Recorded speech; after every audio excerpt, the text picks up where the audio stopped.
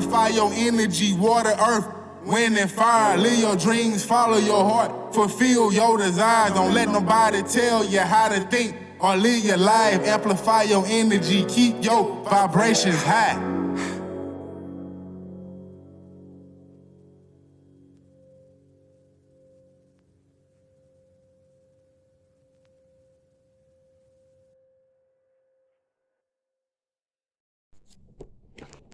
What's up? What's up, my peoples? Okay, so I just want to read this chapter out this book real quick.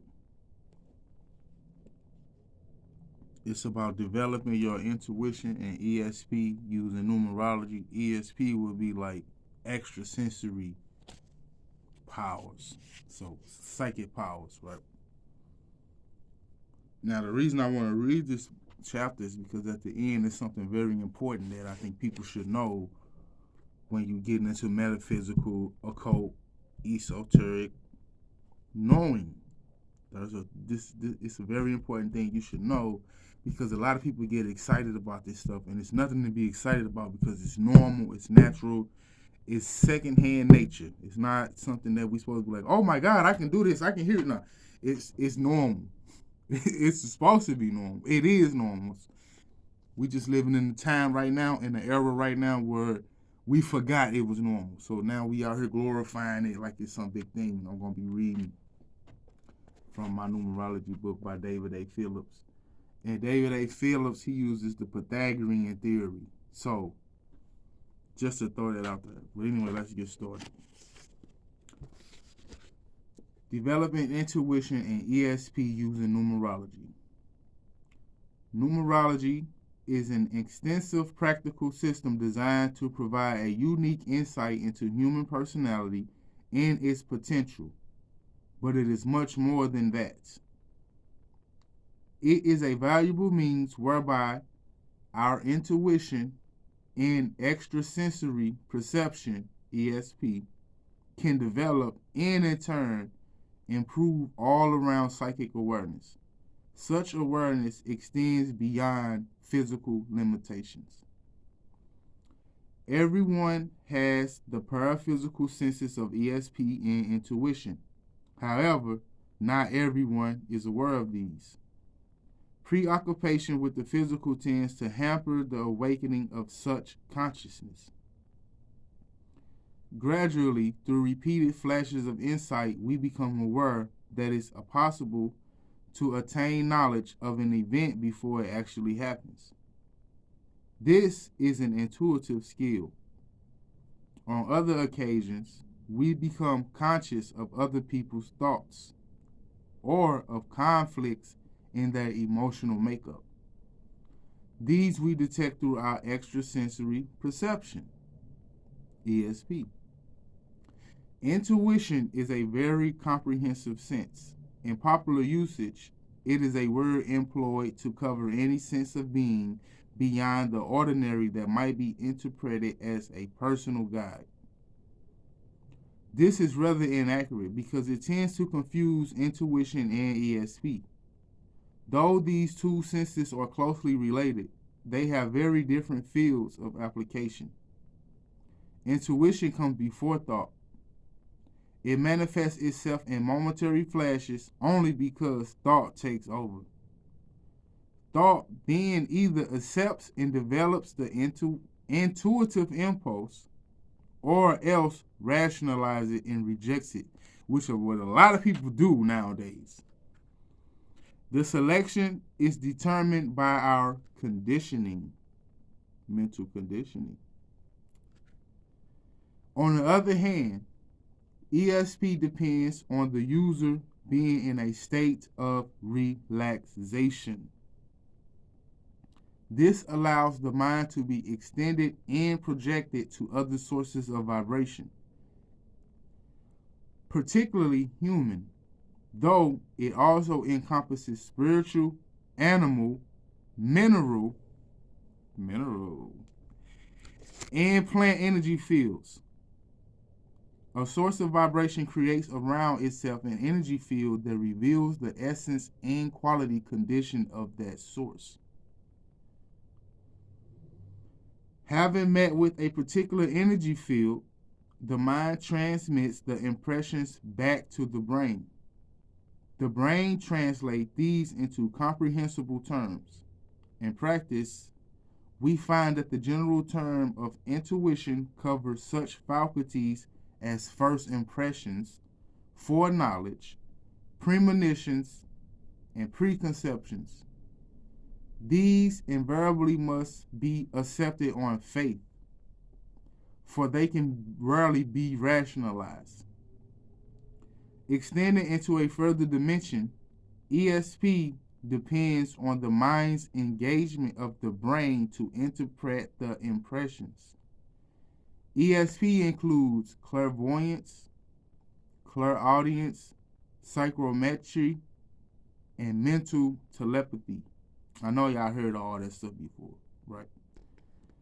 The most important aspects of ESP, insofar as numerology is concerned, is its value in detecting powerful prevailing vibrations.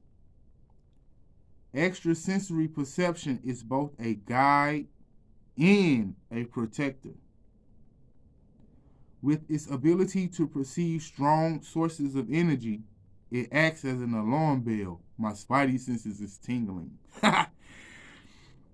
Warning of harmful emotional turbulence created by such reactions such as anger, hatreds, and let's not forget, lust.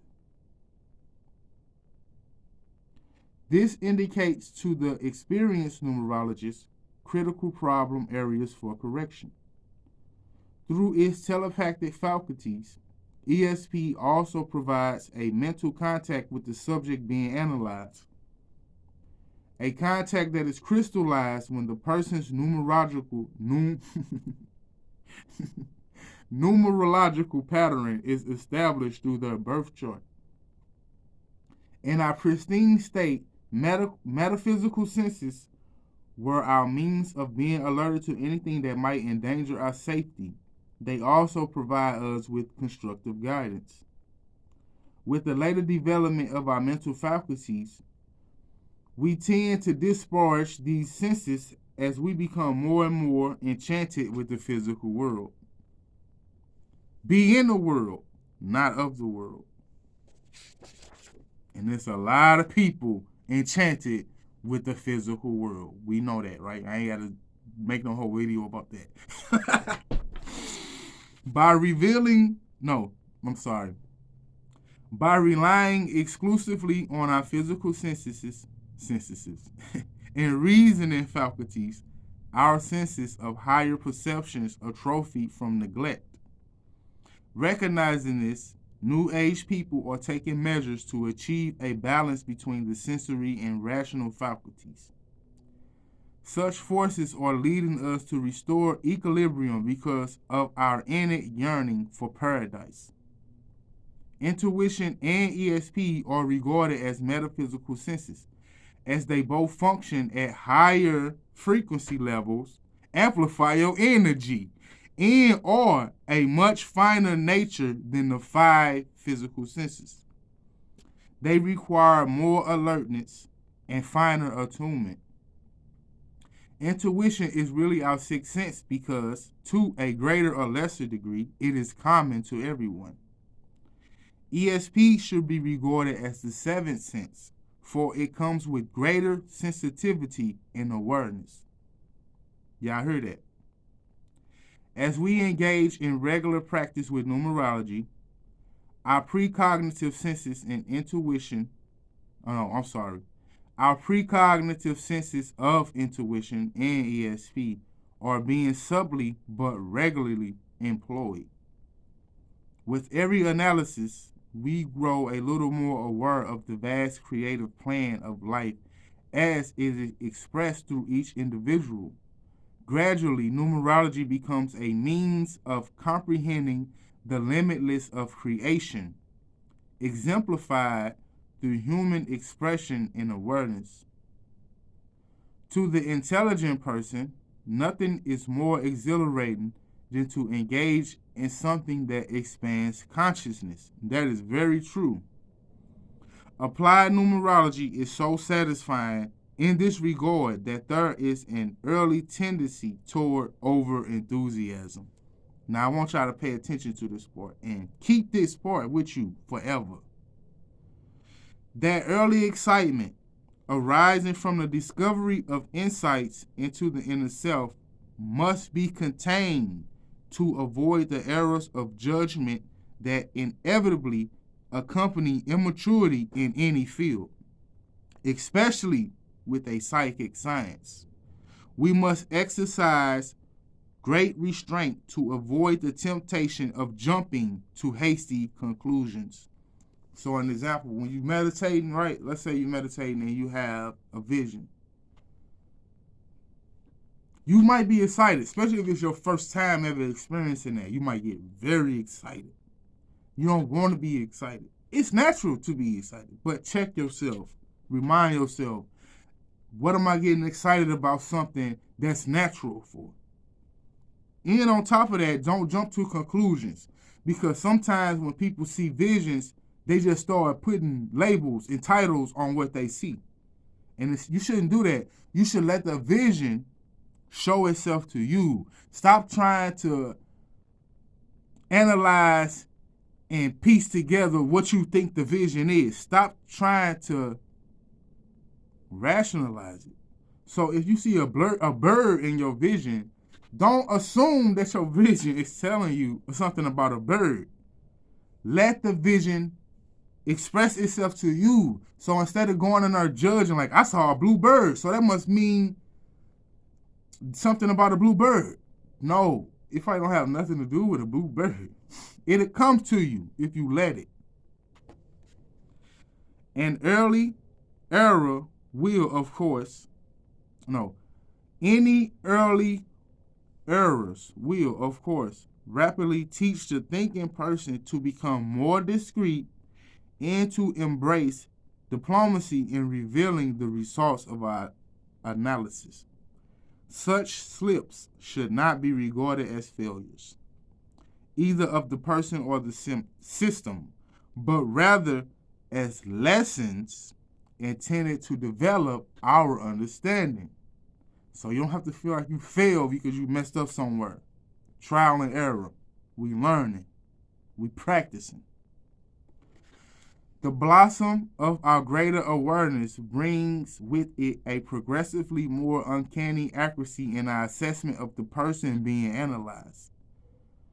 Our metaphysical senses are now enjoying greater spontaneous use, with a noticeable sharpening of intuition and our ability to link up with the subject.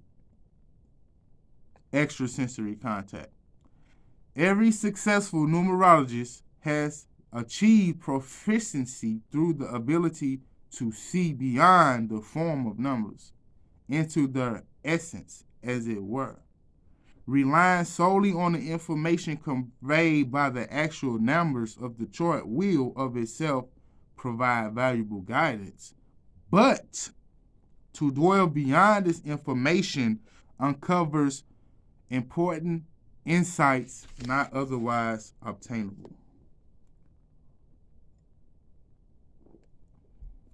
So yes, it's okay to study the numbers and look at the numbers and say, if you give somebody a numerology reading, say, oh, 5 mean this, and you're a life out 5, so this applies to you, and you should, that's great. But if you want to help people more in yourself, because that's what we're really trying to do, is heal ourselves so we can heal other people's. You want to develop your ESP, your extrasensory, so you can see beyond the numbers. So you won't have to just remember everything. Like, oh, I remember what 5 means. You won't have to do that. You know what 5 means symbolically. When you develop your sensory, now you can get more insight that don't have nothing to do with anything that you ever studied. It comes from within. With practice, of course. It is true that not everyone can develop intuitiveness and ESP to the same degree. The vital factors determining the successful unfolding of these senses are related to a person's own level of spiritual attunement.